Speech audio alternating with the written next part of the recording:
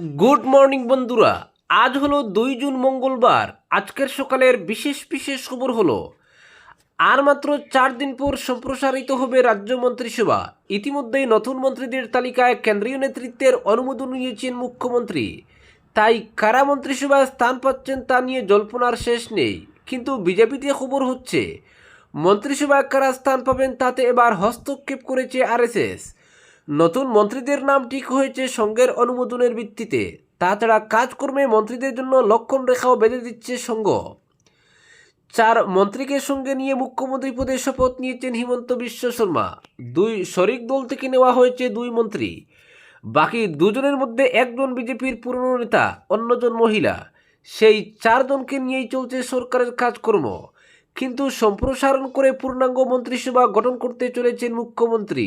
মন্ত্রিসভা গঠন করে নতুন মন্ত্রীদের মধ্যে দফতরও বিতরণ করবেন তিনি। আগামী 5 জুন লোকভবনে অনাড়ম্বরভাবে শপথ হবে মন্ত্রীদের। বিজেপির উচ্চস্তরীয় সূত্রে খবর হচ্ছে আগামী 5 জুন শপথ নেবেন 10 থেকে 12 জন মন্ত্রী। এর মধ্যে 5 জন হবেন নতুন মুখ, বাকি 5 জন পুরনো মন্ত্রী। তবে অগপ ও বিপিএফের আর কেউ আপাতত স্থান পাচ্ছেন না মন্ত্রিসভায়। বিজেপি সূত্রে বলা হয়েছে নতুন পুরনো নেতার সংমিশ্রণে গঠন করা হবে মন্ত্রিসভা। তাতে বিভিন্ন জাতি জনগোষ্ঠীর প্রতিনিধিত্ব থাকবে। সেই অনুযায়ী আহোম জনগোষ্ঠীর এক বিধায়ক, মরান মটক জনগোষ্ঠী থেকে একজন, কুচ রাজবংশীর এক প্রতিনিধি, চুতিয়া জনগোষ্ঠীর এক বিধায়ক, মিসিং জনগোষ্ঠীর এক বিধায়কের স্থান হতে পারে মন্ত্রিসভায়। কিন্তু সংঘের শর্ত হচ্ছে নিজেদের কাজকর্মে বিজেপিকে বদনাম করেছেন এমন কোনো নেতার স্থান হবে না মন্ত্রিসভায়। তাছাড়া বিভাগের টিকার কাজ দিতে কারা মুসলমানদের প্রাধান্য দিয়েছেন সেই হিসেবও নিয়েছে সংঘ। ফলে সব কিছু বিচার করেই ঠিক করা হয়েছে নতুন মন্ত্রীদের তালিকা। বিজেপি সূত্রে খবর হচ্ছে গত মন্ত্রিসভার 2 মন্ত্রীকে নিয়ে আপত্তি করেছে সংঘ নেতৃত্ব, কিন্তু তাদের আপত্তি শেষ পর্যন্ত দুপে টিকে কিনা মন্ত্রীদের তালিকা প্রকাশের পরই জানা যাবে। ভোটের আগে টিকিট বন্টনেও 2 নেতার নামে আপত্তি ছিল সংঘের, কিন্তু সেই আপত্তি কলকে পায়নি মুখ্যমন্ত্রীর সামনে। দুজনেই টিকিট পেয়েছেন এবং জয়ী হয়ে এসেছেন বিধানসভায়। ফলে নিজের প্রতি দৃঢ়তা আরও বেড়েছে মুখ্যমন্ত্রীর। যতদূর খবর, মিসিং জনগোষ্ঠীর প্রতিনিধি হিসাবে এবারও মন্ত্রিসভায় স্থান পেতে পারেন রনজ পেগু। চুতিয়া জনগোষ্ঠী থেকে বিমল বোরার স্থানও প্রায় নিশ্চিত। দীর্ঘদিন মরান জনগোষ্ঠীর কাউকে মন্ত্রিসভায় অন্তর্ভুক্ত করা হয়নি। ফলে উজান আসাম থেকে এবার মন্ত্রিসভায় স্থান পেতে পারেন মরান জনগোষ্ঠীর নেতা, 5বারের বিধায়ক বলিন চেতিয়া। কুচ রাজবংশী সম্প্রদায়েরও 10 জন বিধায়ক জয়ী হয়েছেন এবার। এর মধ্যে গোলকগঞ্জের বিধায়ক অশ্বিনী রায় সরকারের মন্ত্রিসভায় স্থান পাওয়ার সম্ভাবনা উজ্জ্বল। আহোম জনগোষ্ঠীর প্রতিনিধি হিসেবে সুশান্ত বরগুহাই এবং তরঙ্গ গগৈর মধ্যে একজনের স্থান হতে পারে মন্ত্রিসভায়। তাছাড়া আহোম সম্প্রদায়ের প্রতিনিধি হিসেবে সোনালীর বিধায়ক ধর্মেশ্বর কৌরও স্থান পেতে পারেন মন্ত্রিসভায়। তাছাড়া জনগোষ্ঠীর প্রতিনিধি হিসেবে পল্লব লোচন দাসের নাম চর্চায় রয়েছে।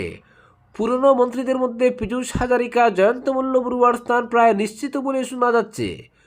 উত্তর অসম থেকে হিন্দিভাষী অশোক সিংহল এবার মন্ত্রিসভায় স্থান না পেলে উত্তর অসমের প্রতিনিধি হিসেবে স্থান পেতে পারেন পল্লব লোচন দাস। বরাক থেকে এবার মন্ত্রিসভায় 2 প্রতিনিধি নেওয়া হবে। এর মধ্যে পুরনো মন্ত্রী কৌশিক রায়ের স্থান পাকা বলে খবর রয়েছে। বরাক থেকে আরেক মন্ত্রী হবেন বাঙালি সম্প্রদায়ের। সেখানে দৌড়ে রয়েছেন কৃষ্ণেন্দু পাল এবং রাজদীপ রায়। এই 2জনের মধ্যে একজন স্থান পাবেন মন্ত্রিসভায়। অপরদিকে স্বেচ্ছায় যৌন পেশায় যুক্ত প্রাপ্তবয়স্কদের হেনস্থা নয়, পুলিশি হয়রানি বন্ধে সুপ্রিম নির্দেশ। যৌন পেশাকে স্বেচ্ছায় জীবিকার মাধ্যম হিসেবে বেছে নেওয়া কোনো অপরাধ নয়। শুধু এই কারণে কোনো প্রাপ্তবয়স্ক যৌন কর্মীকে হেনস্থা করা বা তার বিরুদ্ধে ফৌজদারি মামলা দায়ের করা যাবে না। এক গুরুত্বপূর্ণ রায়ে এমনই স্পষ্ট বার্তা দিল সুপ্রিম কোর্ট।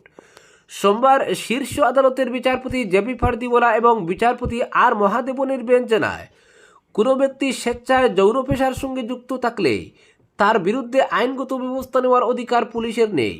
বিশেষত যৌনপল্লীতে অভিযান চালানোর সময় প্রাপ্তবয়স্ক ও স্বেচ্ছায় এই পেশায় যুক্ত ব্যক্তিদের জোর করে উদ্ধার বা পুনর্বাসনের নামে অন্যত্র সরিয়ে দেওয়া যাবে না। আদালত পর্যবেক্ষণে বলেছে, সংশ্লিষ্ট আইনে কোথাও এমন উল্লেখ নেই যে স্বেচ্ছায় যৌনকর্মে যুক্ত প্রাপ্তবয়স্কদের বিরুদ্ধে পুলিশ ব্যবস্থা নিতে পারে। ফলে শুধুমাত্র পেশার ভিত্তিতে তাদের স্বাধীনতায় হস্তক্ষেপ করা আইনসম্মত নয়। তবে আদালত একই সঙ্গে স্পষ্ট করেছে, পতিতালয় পরিচালনা, মানব পাচার বা কাউকে জোর করে যৌন পেশায় ঠেলে দেওয়া এখনও দণ্ডনীয় অপরাধ। এ ধরনের অভিযোগ প্রমাণিত হলে আইন অনুযায়ী ব্যবস্থা নেওয়া হবে, কিন্তু যৌনকর্মীদের ক্ষেত্রে তাদের ইচ্ছা ও মতামতকে সর্বোচ্চ গুরুত্ব দিতে হবে। রায়ে আরও বলা হয়েছে, উদ্ধার বা পুনর্বাসনের সিদ্ধান্ত নেওয়ার সময় সংশ্লিষ্ট ব্যক্তির সম্মতি অত্যন্ত গুরুত্বপূর্ণ। কোনো প্রাপ্তবয়স্ক নারী বা পুরুষ যদি নিজের ইচ্ছা এই পেশায় যুক্ত থাকেন, তবে তাকে জোর করে অন্যত্র পাঠানো বা পেশা ছাড়তে বাধ্য করা যাবে না। আদালতের মতে পুনর্বাসন কখনোই বাধ্যতামূলক হতে পারে না। রাষ্ট্রের দায়িত্ব হলো সহায়তা ও সুযোগ তৈরি করা, যাতে কেউ চাইলে স্বেচ্ছায় নতুন জীবন শুরু করতে পারেন, কিন্তু সেই সুযোগ কাউকে জোর করে চাপিয়ে দেওয়া যাবে না। অপরদিকে শিলচর জেলা কংগ্রেস সভাপতি সজল আচার্যের অপসারণে তৎপর হয়ে উঠলেন প্রার্থীরা। নির্বাচনে প্রার্থীরা মরণ কামড় দিয়ে লড়াই করলেও জেলা কংগ্রেস ছিল নিষ্ক্রিয়। প্রার্থীদের কোনো সহযোগিতা করেননি সজল আচার্য। এমন অভিযোগের জেরে সজল হটাও অভিযান সফল করতে গোপন বৈঠকে চূড়ান্ত করা হলো রণকৌশল। আর নির্বাচনে ভরাডুবির কারণ খুঁজতে আজ থেকে শুরু হওয়া পর্যালোচনা বৈঠকে যে জল উঠতে পারে, গোপন বৈঠকের পর এরও আভাস মিলেছে। তবে সজল আচার্যকে অপসারণের ক্ষেত্রে প্রার্থীরা যে একমত তা স্পষ্ট। জানা গেছে, সদ্য সমাপ্ত বিধানসভা নির্বাচনে ভরাডুবির পর ঘুরে দাঁড়ানোর কৌশল রচনায় গোপন বৈঠকে বসে শিলচর জেলা কংগ্রেস সভাপতির বদলে একমত প্রার্থীরা। কাছাড় কংগ্রেসের এক বিধায়ক সহ 5 প্রার্থী জেলা কংগ্রেস সভাপতি সজল আচার্যকে হঠাৎই তৎপর হয়েছেন বলে সূত্রের খবর। আর এই অভিযানের সূচনা করতেই মূলত গোপন বৈঠকে বসেছেন তারা।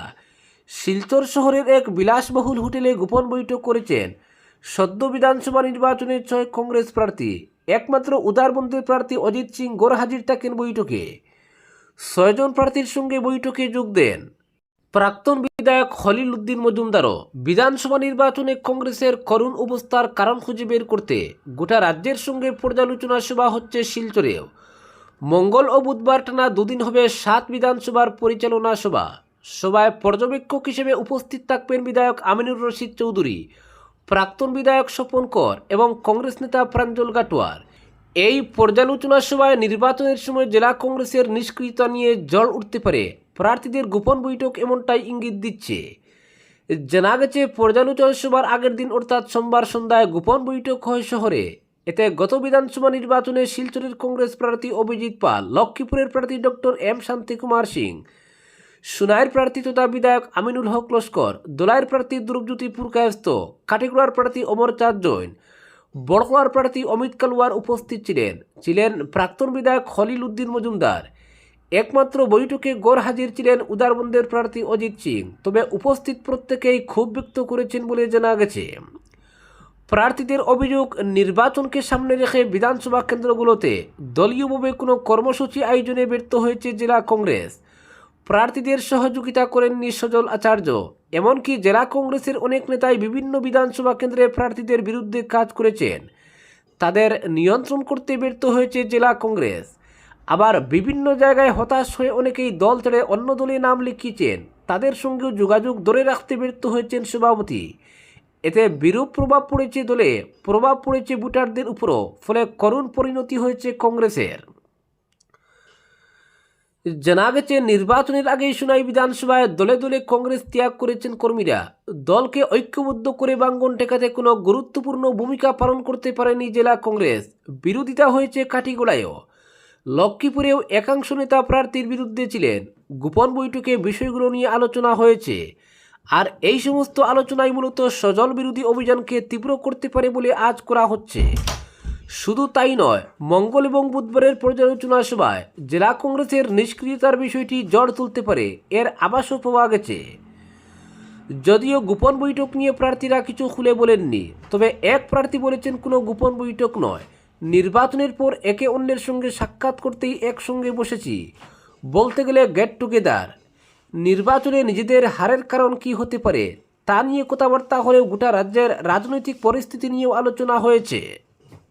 অপরদিকে কাছাড় জেলার সুনাই বিধানসভা এলাকার বেড়াবাগ 2য় খণ্ডের বকরার পার গ্রামে সোমবার দুপুরে ভয়াবহ অগ্নিকাণ্ডে একটি পরিবারের বসতঘর সম্পূর্ণ ভস্মীভূত হয়েছে।